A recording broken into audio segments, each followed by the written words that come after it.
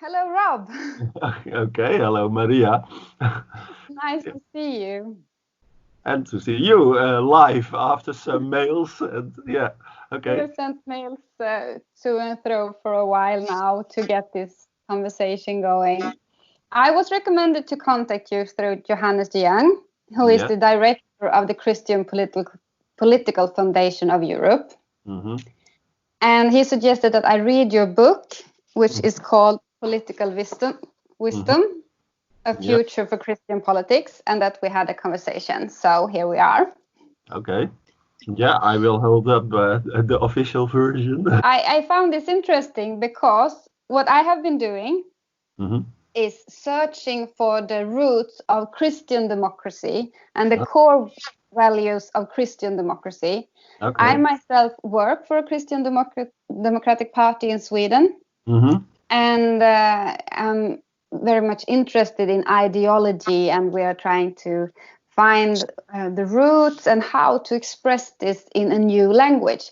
But the Okay. Christian democratic movement often go back to the Catholic social teaching. Yeah, yeah, yeah. Yes. And here you have a little bit of a different angle on things. Mm-hmm. It says in your book you're talking about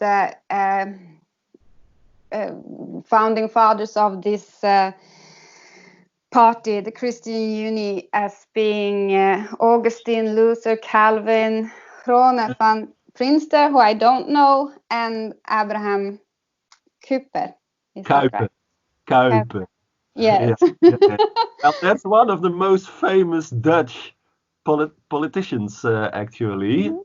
He is famous, especially worldwide, in America, Canada, South Africa, Australia, and so on, Korea, Yes. Brazil.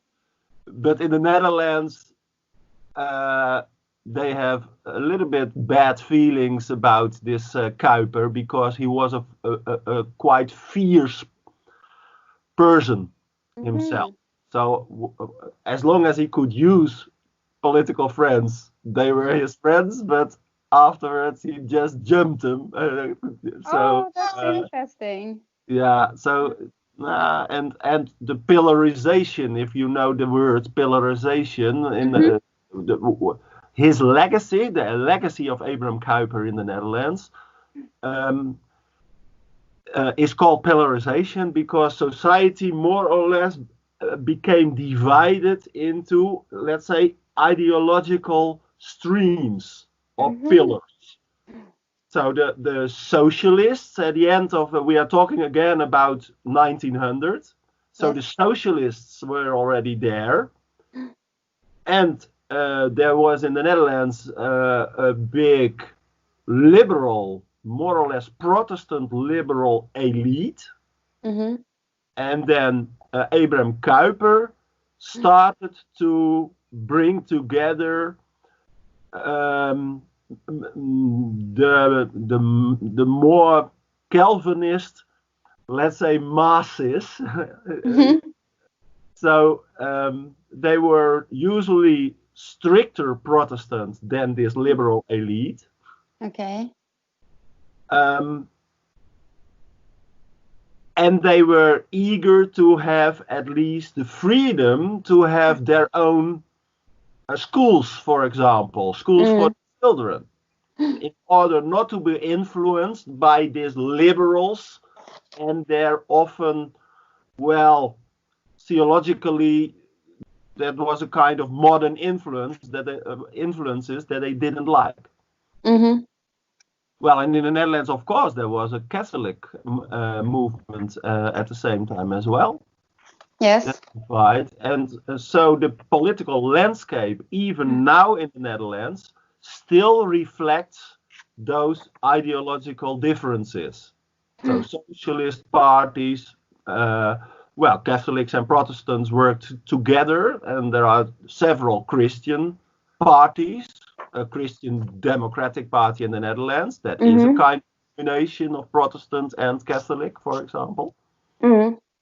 So this a parliament consisting of multiple parties, that was the legacy of this Abraham Kuyper in the Netherlands.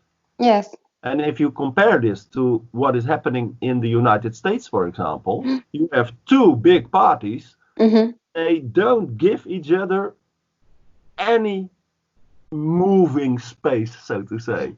They just hold each other, and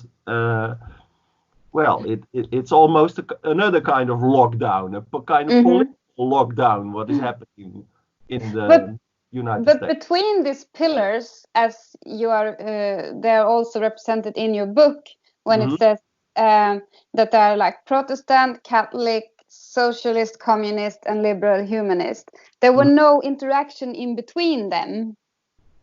Well, in the time of Abraham Kuyper, the interaction was there, but it was at the level of the leaders. So the more well-to-do still were the ones that were elected in parliament. And those people within parliament, of course, interacted with each other. And behind the screens, the leaders interacted with each other. So that's the way the pillars were in touch. And it's a kind of maybe image building.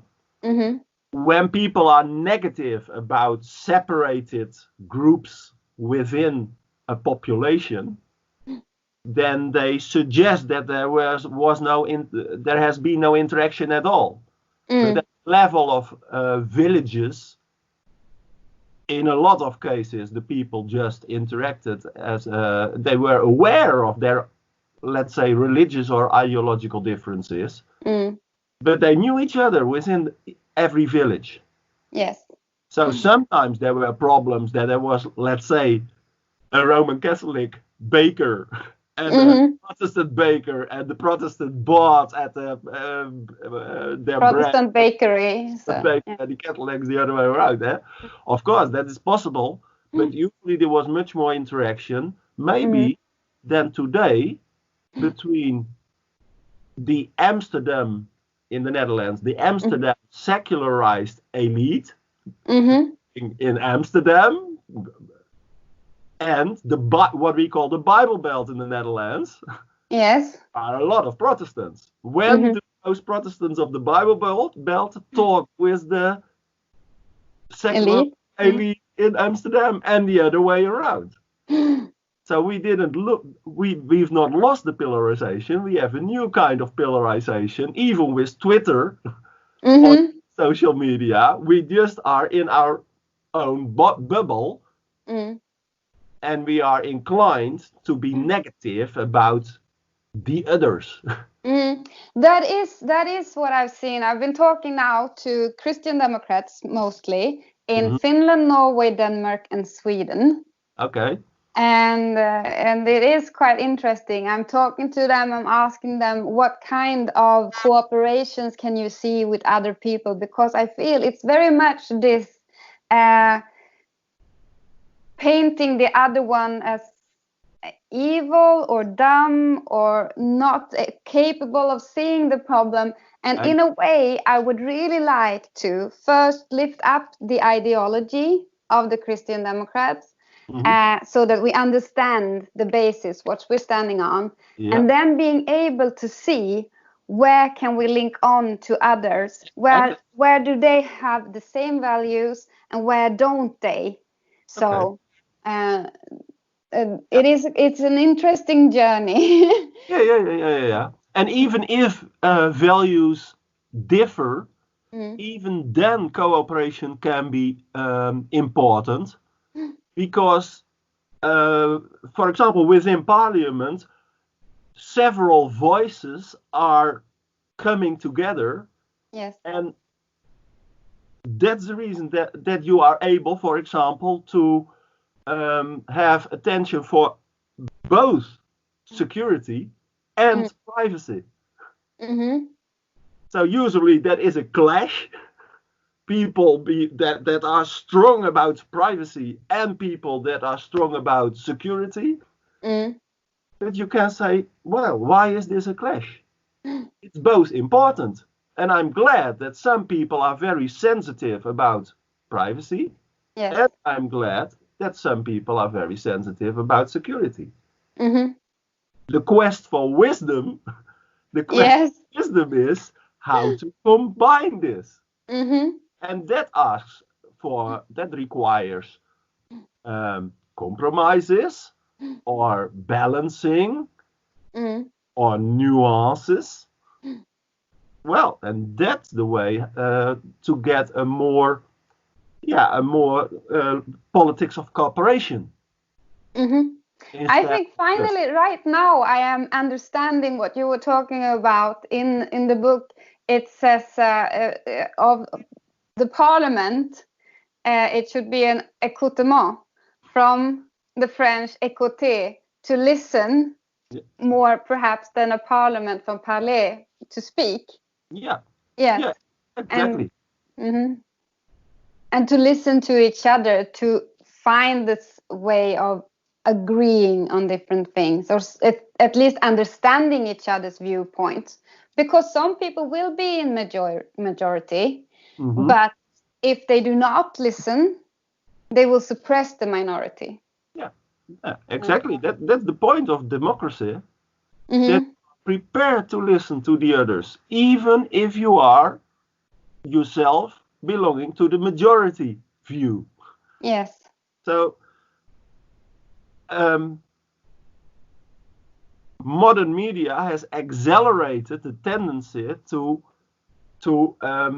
push each other out of the air, so to say. To on Facebook and Twitter and so on, just every individual has become a kind of broadcasting institution. And you're on my show. Sorry? And you are on my show right now.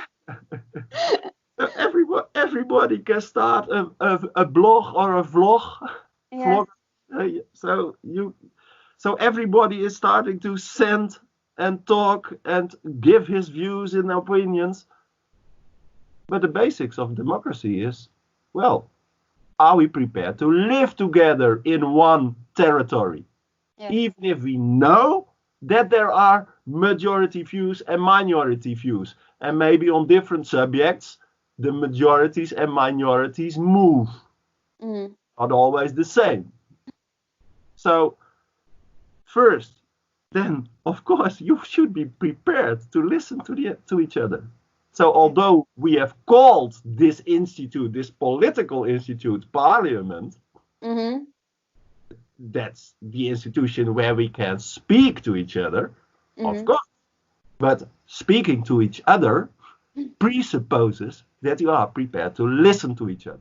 But what you see now is that people are not interested in the real debate in parliament, but they are interested in where is the camera.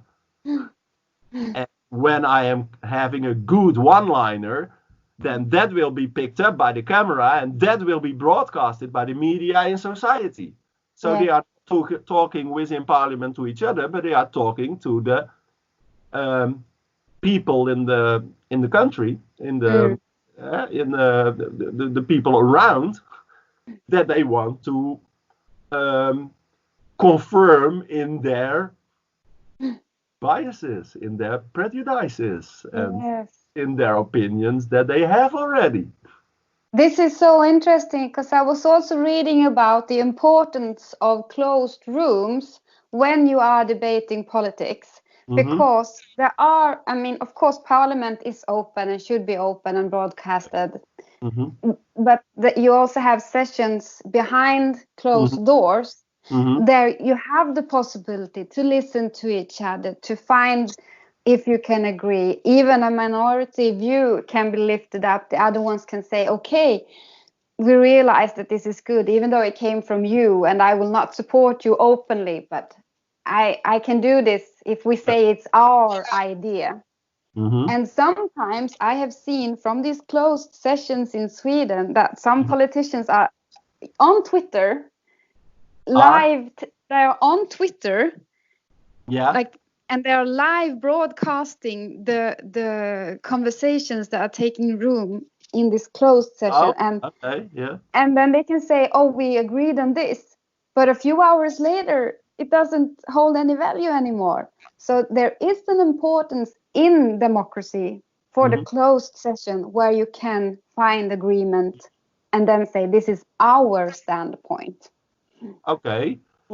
Yeah, but even then I would advocate to go one step further and not to allow that parliament itself, that should be open and there is need of transparency and so on, that in such an open environment we do as if we are just fighting each other. So I don't agree with that one because he is a socialist or something like that. Why? Why can't we, even in politics, train the people of the whole country in giving the example, by giving the example of, okay, this is the point I don't agree with you, but this is the point I do agree with you. And that's the reason that we can work together for this law proposal or whatever. So why do we give the impression in parliament that we are always fighting? Yes. It's not, it is giving actually it's giving a quite cynical view of what politics is. And it does. And at the same moment then we are complaining, the citizens are losing trust in politics. They are losing their confidence in politics. They are cynical about politics. Yes, why are people cynical about politics? Because we are doing politics in a quite cynical way.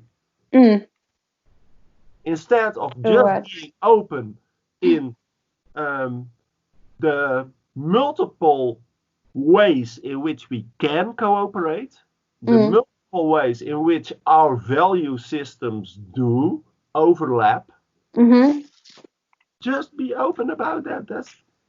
Yes, you are talking in the book about this, that we have the Western culture is built on a layer of Christian culture also, and that many of these different political ideas that has grown out of this could find common ground.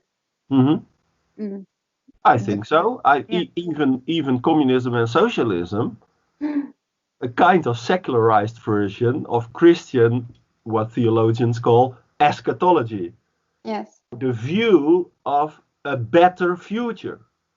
And whether you call it, maybe you call this the new earth that is given by God himself, or you are thinking about the contribution that people can give, how people can contribute towards growing towards a better world.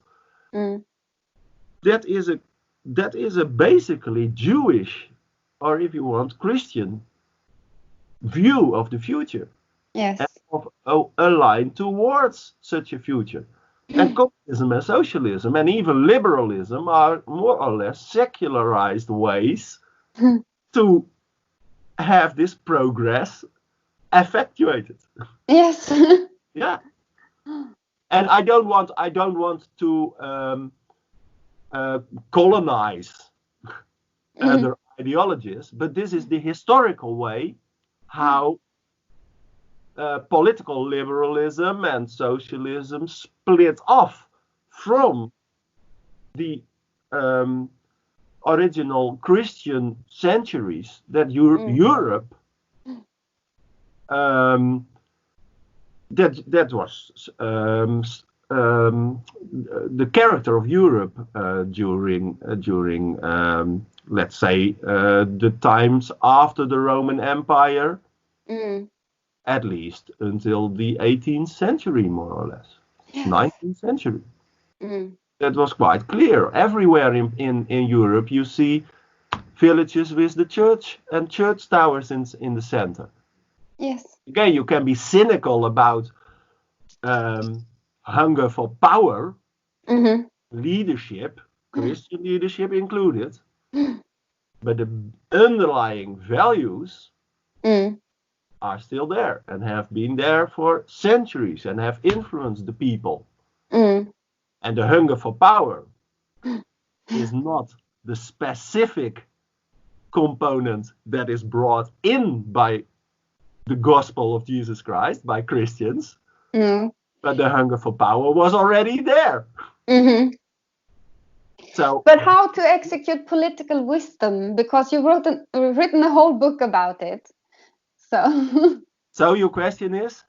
How to execute political wisdom in this pattern of political parties, different ideologies, and also a hunger for power, because even Christian politicians do strive to do something to get in a position where you can have power, because if it's only when you have power that you can implement your ideas. You have to work within a political party right now if you want to influence what's going to happen on legislation and taxes and schools, as we were saying.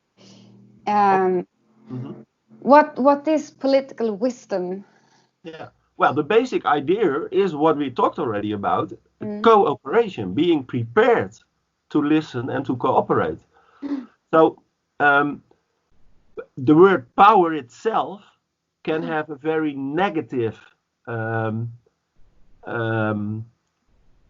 sense around it, so to say. And of course, when people are going to enforce, because they have the power to do that, when people are going to enforce against the wills of other people, that's the origin of that negative view of power.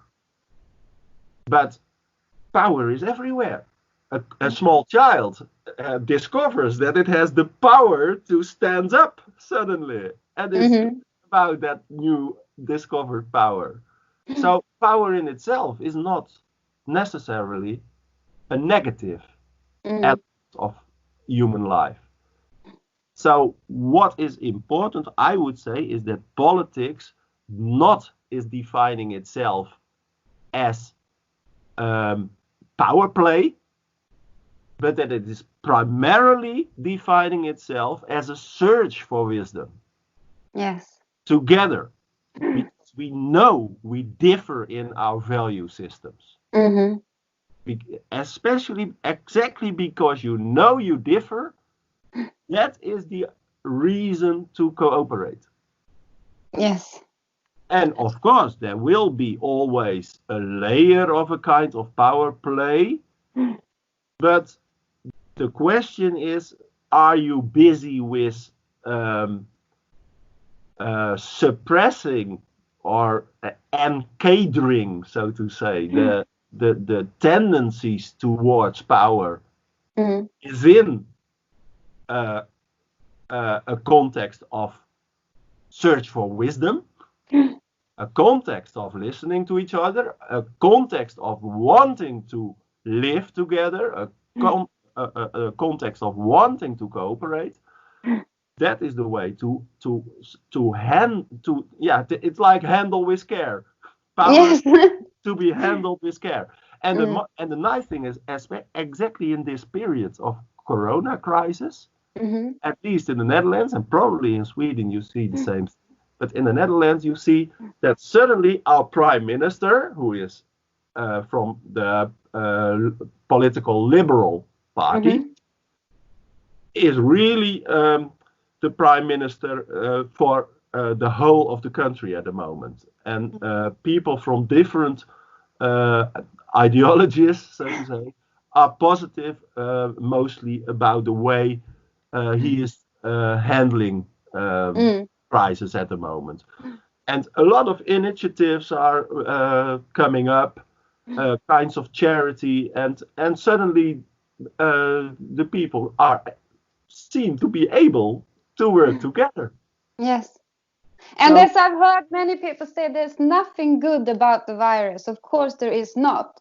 But there is good in people, which is showing in this situation, that life comes first, health comes first, caring about each other, calling our elderly people, and showing different kinds of shopping for each other and such, which has been a good experience coming out of this, I think. And if you are talking about political liberalism, then the individual is the central atom, so to say, central element of liberal politics. There's nothing between the state and the individual. All middle organizations, there are enterprises, there are companies, but they are driven by individuals. So that's the liberal, political liberalism is centered around the individual. But suddenly this Prime Minister, Mark Rutte, in his talks on television in the Netherlands, that were seen by millions of people in the Netherlands, suddenly this liberal Mark Rutte, Prime Minister, is saying, you don't live for yourself alone. Wow. Well, okay. This is a new kind of liberalism. The liberals discover we don't live for ourselves alone. Yeah. You had a beautiful picture in the book where you talked about different small entities where there is a lot of space for the individual in it. So individualism is not like inherently bad, but you work within your different small groups, and then the groups work together. So there is between the state and the individual. The spider web model I assume are talking about. It's a spider web of the different you can say areas in society, or the different types of organizations in society, and they are all working together. So we are talking indeed about individuals, because we human beings are individuals. Yes. But at the same time, we are coming together by forming families, or we come together by starting companies, enterprises, or we are coming together, working together in hospitals, or we are coming together by in sports clubs, for example. And all those types of organizations you can picture indeed as small circles, so to say, and between those circles all kinds of interaction. And actually the government is just one of those circles. It's not of a pyramid, but it's just one of the circles. It's the kind of, maybe you can compare it to the arbiter, the umpire, in a football match. So there are 2 times 11 players. There is an umpire walking between them, and he should not walk in the way. He should not play himself. He's the umpire to look whether everything is going according to the rules. Is it the righteous? Is it just play? What is going on there? So that's a beautiful picture of the government as the umpire. I love that one. I haven't heard it before. Maybe it's not the only image for the government, but I think it's an important image, because the wisdom of politics, the wisdom of the government should be directed toward justice. Justice is the central element. Justice, and the consequence of justice is the hope that justice brings peace. Yes. So peace in society, peace among the different peoples with the different groups in society, the different types of organizations in society, with that different, the differences in what they consider to be important. And that had to be balanced within society. So that's the role of an umpire. Yes. And actually that view of different types of organizations in society is a view that is promoted again by this Abraham Kuyper that we talked about. I think I would try and study him a little bit more, because I was very interested in this anti-revolutionary party that he founded in 1879. Okay. The only time I really heard about it, it was when I was listening to a podcast from America, which was talking about, is Christian democracy applicable in the American political scene?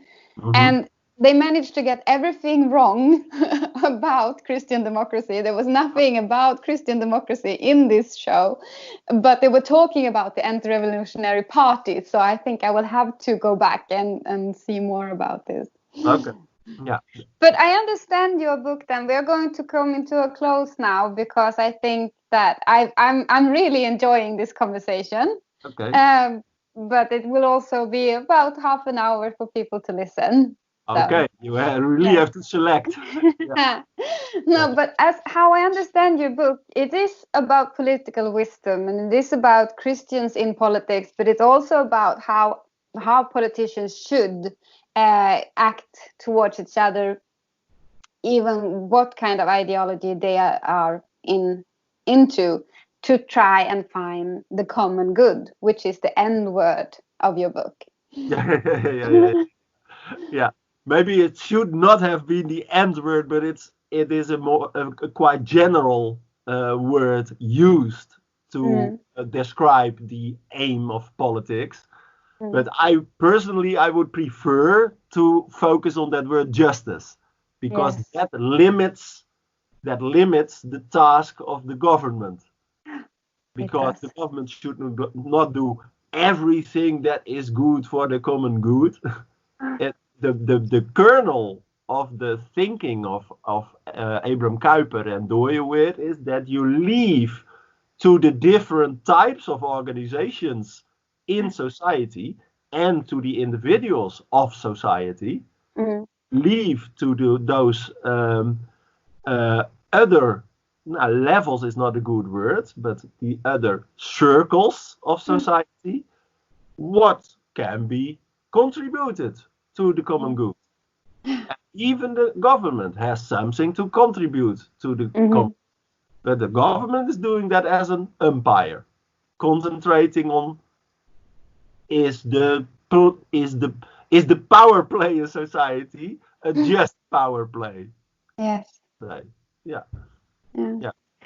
That's a good conclusion, and I thank you for this conversation. It's been educational for me, and it's opened up other views from your book that I didn't react to initially. So I will put the recommendation of your book to my little course of Christian democracy ideology.